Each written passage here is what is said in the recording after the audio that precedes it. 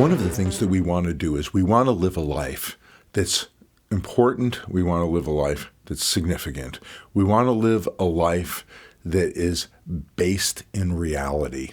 And one of the things that I've noticed as I've studied history, and people sometimes say to me, I want to know the future, and knowing the future is important, but sometimes understanding history gives you a lock in which the key to understanding the future is understanding how the past has operated. And one of the things that I like to say is that God hasn't changed, human nature hasn't changed, and the adversary, the one who hates our soul and wants to destroy us, he hasn't changed either.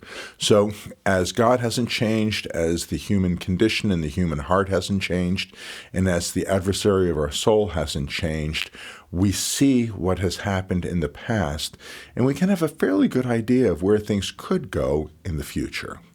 One of the things that I want to share with you is you need to be careful of what I call the big lie.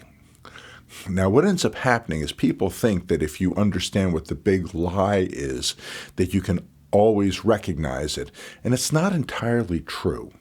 Each generation has its own version of the big lie, and we are all somewhat familiar in history with the rise of the Third Reich, the rise of Nazi Germany, the rise of Adolf Hitler and those who assisted him, and they ended up having a big lie.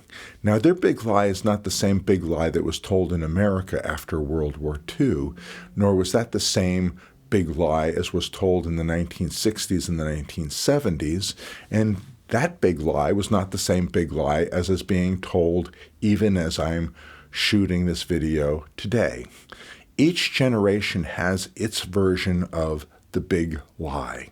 But the big lie is important, and let me tell you not necessarily what the big lie is, but let me tell you why the big lie is important. The big lie is important because it is used in order to end up taking people and causing them to have to pledge allegiance to the present age.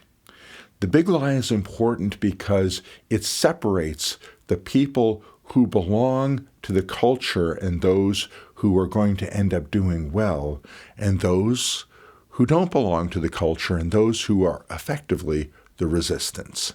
Now, by virtue of it being a lie, those who love the truth will resist the big lie, and those who resist the big lie will ultimately end up getting persecuted.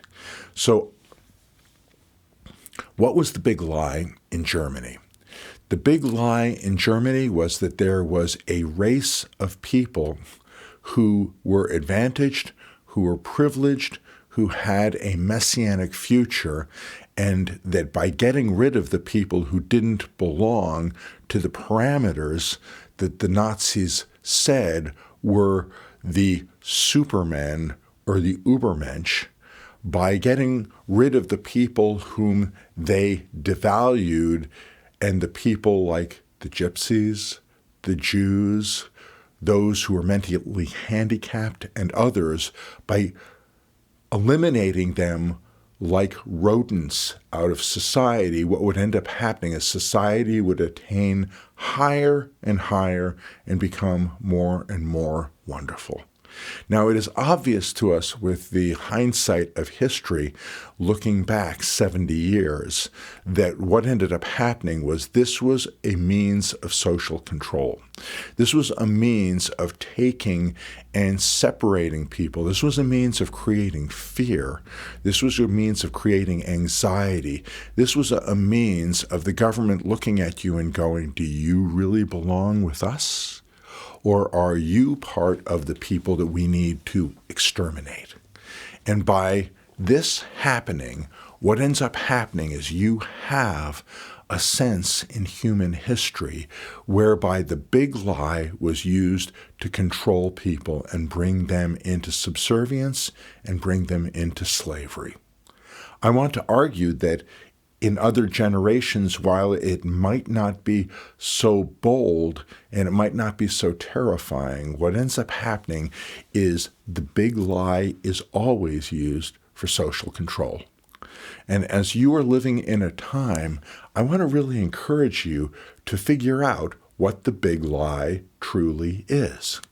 And if the big lie is something that's being used for social control, if the big lie is going to give the government the ability to control people, and if the big lie ultimately is a tool and a means for taking away people's morality, taking away people's love, taking away people's acceptance of people, you can be sure that the big lie is going to be, we are the people who are accepting. We are the people who are wonderful.